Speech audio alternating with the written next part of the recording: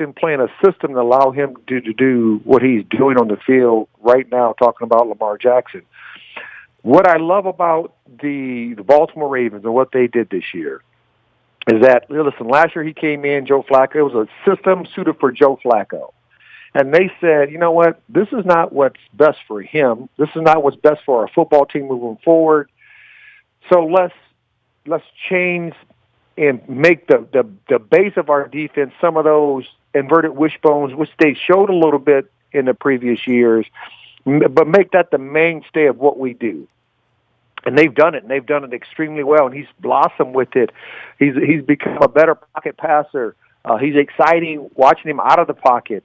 It doesn't happen that often. So I'm saying let's enjoy what we're seeing from this guy, and hopefully he can keep getting better and better and better as his years goes on, and then we can start comparing him to everybody else that has played in the National Football League and in other sports of how a dynamic he is of a all-star outside of not just his area but throughout the U.S. Rob Woodson joining us here. He is Rob Woodson 26 out on Twitter. You can follow along for all of his Purdue pursuits and getting around on football thoughts, amongst other things. Yeah, I want to start at the top, Rod, because I mean you played in a great organization in Pittsburgh. You came here. You wore a Niners jersey and Raiders and other Super Bowls, and then you go back and you coach and try to get to a Super Bowl. You've been in the broadcast booth. The notion that the draft 18 months ago, that he would sit there through the first round, that executives may not want to take a chance and say we're going to move our offense in that direction. He was not going to play wide receiver, obviously. He made a lot of noise about that. For the Ravens to be the ones that turn in the card, that trade back into the first round, that get him for an extra year, and that the Ravens picked him, and then everything that you've said, from bringing in Greg Roman to drafting pro personnel, signing Ingram, locking up Willie Snead, wide receivers who don't need to catch the ball 12 times a game for 200 yards. It's a special set of personnel. And for DeCosta and Ozzie Newsome to put this together with John Harbaugh very much on the hot seat this time last year when Flacco faltered, this has been an extraordinary franchise story, right down to George Kokinis and pro personnel, where this year you had all of these losses, including Tony Jefferson, but in the last 8 weeks, Josh Bynes, L.J. Fort, D'Amata Pecca,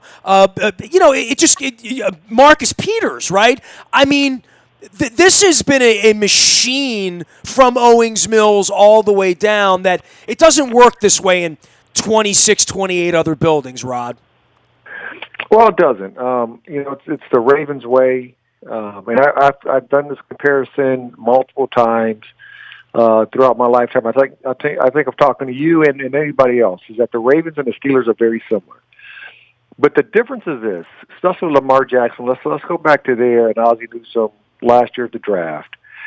Think about any other player in any other position being this dynamic of a player, what he did in college. If he was a receiver, he would have been the first receiver taken. If he was a running back, he would have been the first running back taken. But since he played quarterback, and we're uncomfortable of saying that, listen, this type of quarterback doesn't fit the mold of the National Football League. And I think what I love about Ozzie saying, you know what, this guy's a playmaker. He's a difference maker. I'm going to be the one, especially kind of, on his way out. Hey, listen, by the way, I'm going to give you this to help jumpstart the next 10 years for the Baltimore Ravens. And he did it. He wasn't scared to do it. He doesn't, Ozzie was, when we all know that Ozzie was a very tough player, but he was very confident that he knew talent. And what I love about John Harbaugh is that he got that talent in his building, and he realized a year after when he was here saying, you know what, this type of system doesn't fit him. We got to find a system that fits this player who's going to be our franchise quarterback for the next 10 years, and we need to move forward. And that's what they did. And the defense has gotten better. We talk about Marcus Peters, and I think it's a perfect fit for Marcus Peters because he's not a press man-to-man type of guy. He likes to play off. He likes to read with his eyes. And that's the type of systems that have come through the defense coordinators that have been in Baltimore since even when I was playing there. So you like to see them get playmakers, and they're getting those playmakers, and Earl Thomas is there. So they have guys across the board who knows how to win, and they're winning. Ron, how hard is that to pick up as an Earl Thomas and move? I mean, you did it, when you were a 75 team All-American, all NFL player, and you were going to the Hall of Fame and all that. But you picked up your bags late in your career and you moved around a little bit. It felt like a little bit of a shock to the system here with Mosley, Weddle, Suggs, Smith, and Flacco, all at the same time. Harbaugh stayed. The system sort of stayed. Wink stayed. But this was a time for Judon to step up and coaching guys up. And I know you tried that at the highest level recently in Oakland and secondary members and whatnot. But, going out and bringing in a Marcus Peters just in week 7 who knows how to do this, it's a whole different thing than drafting a 5th-round kid trying to make it work that way, which the Ravens tried for a long, long time. I mean, the secondary here was a weak link after the Super Bowl and Ray and Ed left here. Yeah, I mean, it's, you look at what they have, and I'm the first one to admit when it comes to their secondary that I had question marks about who's going to be that guy. And, Marlon Humphreys has played a lot better than what I thought he was going to play. I didn't think he was going to be this type of player coming out of Alabama. I didn't have him. I didn't think his play would transfer to be this good this fast. And he's done a tremendous job. And Jimmy's coming back. Jimmy's playing better. Marcus Peters coming into the fold. They have 3 good corners, and that's what you need in a National Football League. You need 3 good corners. You have Earl Thomas, who kind of took over for Weddle. So that's kind of a plus. Plus, Earl is more of a playmaker than Weddle.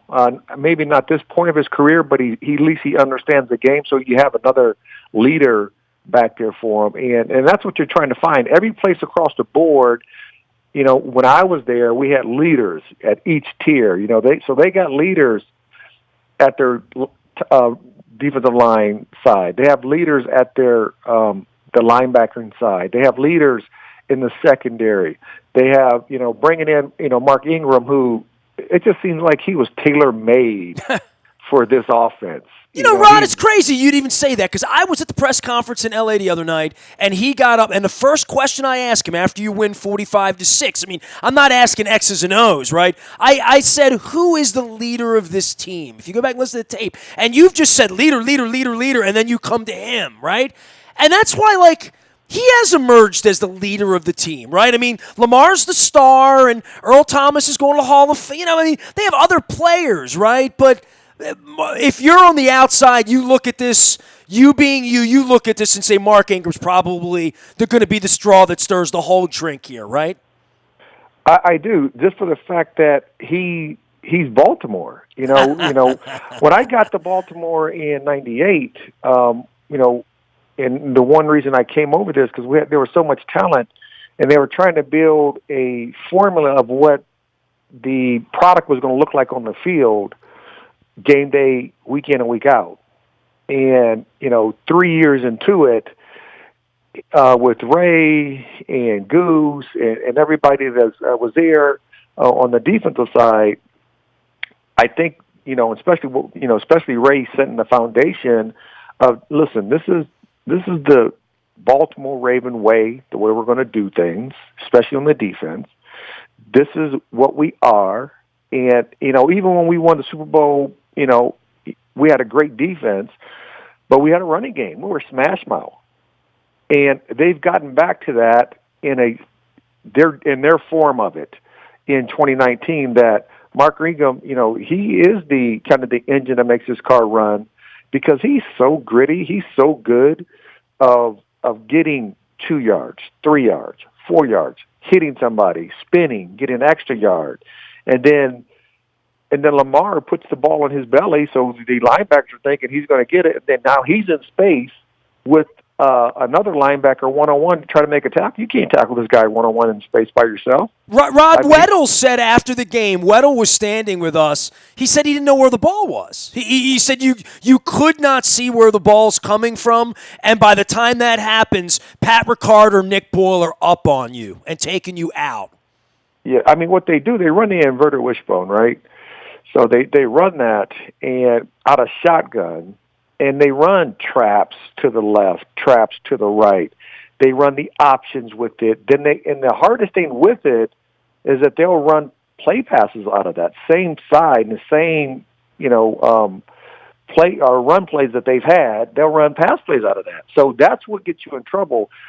As a defensive unit, you have to be so disciplined, and you better have your rules set on who's going to crash down and play the dive play and who's going to take the quarterback. If you have anybody out of place, they're going to embarrass you. And, I think we've seen that with the Rams. And the Rams, hey, listen, since Jalen Ramsey has showed up and since Clay Matthews has gotten healthy, that defense over the last 5 games, they're only averaging, the opposing offenses are only averaging like 13 points a game against them. So to put those numbers up against that defense who has been balling the last 5 weeks is, I think, a statement game. And this is what I tweeted out, I don't know, probably 4 weeks ago, I think. I said, which is the team that nobody wants to face on a backstretch in the National Football League in their schedule? And I said, it's the Ravens. Because their defense has gotten better, but their offense, and the one thing I love about it, they know who they are. They know what they want to do. They know how they want to attack you, and they're saying, stop me. You know what we're going to do, but you can't stop me. And nobody to date has been able to stop them.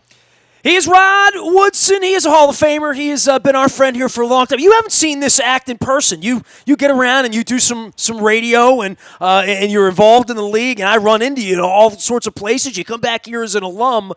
It's sort of electrifying to see this go stadium to stadium, right? So from Seattle back home through Tom Brady, now out to Hollywood. They're going to play the Jets in a couple of weeks on a Thursday night game. This is a matchup, though, on the backside of Thanksgiving. They couldn't flex this game, right? 49ers, 1 o'clock in the afternoon. 49ers are pretty good, but all of the tests that have been put in front of them, they haven't just passed them with a 52-yard field goal at the end by Justin Tucker. Lamar's wearing a jacket in the fourth quarter and has his shoulder pads off. It's crazy. Yeah, this is what I say. The best team in the AFC is the Baltimore Ravens. The best team, and everybody's saying it's debatable in the NFC, but a lot of people want to say the New Orleans Saints because they have Drew Brees. I'm saying it's the San Francisco 49ers because they have a defense that has played really good football, and they got a pretty good offense to go with it. I mean, scoring 300 and some odd points on offense, only giving up like 150 or something like that on defense, that's freaking pretty good in the National League. And when you have both those things down the backstretch and you can run the football the way they can, I think it's going to be a dynamic game. It's going to be really fun to watch. This game right here should be a Sunday night game, a Monday night game. And this might be the prelude of the Super Bowl because I think both these teams they're good enough to beat any other team in their divisions because they can run the football, they play solid defense, and their quarterbacks make plays when they have to make plays. Jimmy G has gotten better as the season's gone on. And Lamar started out electric, and he's still electric. So this could be a prelude to what we see in Miami come Super Bowl Sunday. I think we're all watching here to try to figure out how we get that 1 seed, right? How do we get to play that game here in January? That's what they're playing for right now. And, week after week, every test in front of them, they've checked the box. Rod, the last question for you. I mean, you sat up late at night with Jack Del Rio and a whole bunch of other people trying to stop this sort of thing. Where does this go? Because there's always a counterpunch, right? Like, for every, Kurt Warner offense, there's a Tampa 2 and a Dungy D. There's going to be a reaction to this personnel-wise, and I don't know that you're just going to plug and play any running quarterback to be able to do that. I mean, I think anyone would say that's not possible, but what's it going to take to stop it as you see it or at least slow it down the way the Chargers did last year. But they didn't slow down the passing game. Lamar didn't have that part of the game. The part now is how well he is reading everything and where he goes with the ball, and where he looked off Weddle a half dozen times. I mean, he's making 15-year students of the game look the wrong way, guess wrong. I mean, it's just been an impressive thing to watch, but then there is the guys like you who are up late all night, you and the Rex Ryan types and Wink on the other side, trying to figure this thing out. Yeah, I mean, it's, when you look at last year was kind of 30% of what the offense is today. Today, it's 100% of what we understand what the Baltimore Ravens are going to be. I think to try to attack a team like this defensively, first and foremost, you have to understand your rules when it comes to the reads, so the RPOs. So the RPOs, the run-pass option, all the receivers to the running back side, they all run in-breaking routes. So it's going to be in-breaking routes coming across the field, but then sometimes they're going to put the ball in the belly of Ingram, and he's going to be carrying it, and then the rule is going to be set where, hey, who's going to take the dive and who's going to take the quarterback? And that's where you have to make sure that your defensive players are on the same understanding. And then thirdly, I believe if I'm a defense coordinator, we're never speed rushing Lamar Jackson. We're cage rushing him. We're bull rushing. That's what I cage rush. And that means we're not going to get far up the field. We're not giving him lanes to run. He reminds me of Barry Sanders at the quarterback position, because Barry was the same guy. We told anytime we play Barry Sanders, if you're on the right-hand side and he goes to the left, stay where you're at, because he might come back. You just don't know. It's like a kickoff. Stay in your lane. Stay in your lane. So, that's the main thing. If I still want him to, throw the ball from the pocket. I know he's done well throwing the ball from the pocket, but I think he's, if you can keep him in the pocket, at least you know where he's at. But when he's outside the pocket, he's in his element. And everybody else is like fish out of water. They're out of their element, and that's when he makes everybody looks crazy. So, I think it's hard to always prepare for a team that you don't really see that often, or an offensive system you don't see that often. I think more defensive coordinators are going to be going to, the West Points and the Air Force and talk to their defensive coordinators on how to stop this type of rushing attack, because other teams can't do this, because other teams aren't going to have Lamar Jackson. Everybody's saying now Lamar he's brought a new dimension to the quarterback position. That is true. But even Kyle Murray, who's kind of a scrambler running around quarterback, he can't do what Lamar's doing, because he doesn't have the same skill set in the sense that running the ball. I mean, he's not that same type of quarterback. So I just think that this is a unique system. I think it's going to take several times of playing against this type of system to kind of figure out what works and what doesn't work. And then you got to understand how you want to attack that system. So right now, the system is making everybody look kind of crazy. I think this game come Sunday, and I said it a little while ago, is going to be a prelude. It could be a prelude to the Super Bowl. And for your statement about, having a home game in January, the one thing I love about Baltimore, they'll go to New England.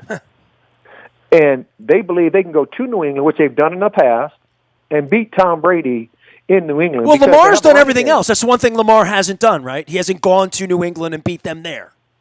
Right. But the way this is set up, the way they're set up, they can. We see New England's offense struggling throughout this year.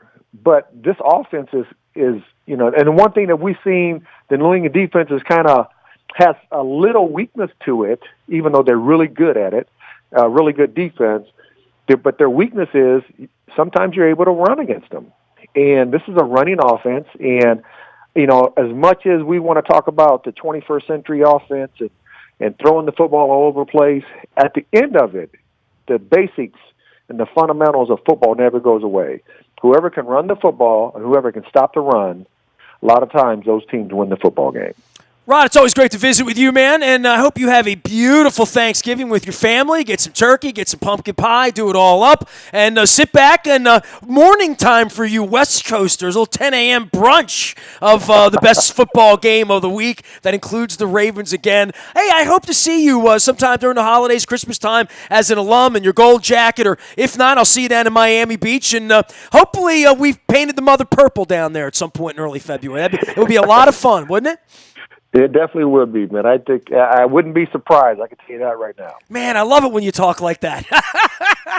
Be good, Rod. Thank you. All right, take care now. My favorite Hall of Famer, Rod Woodson. Yes, it angers John Ogden, and it doesn't bother Ray, but it bothers John. I'm not going to lie.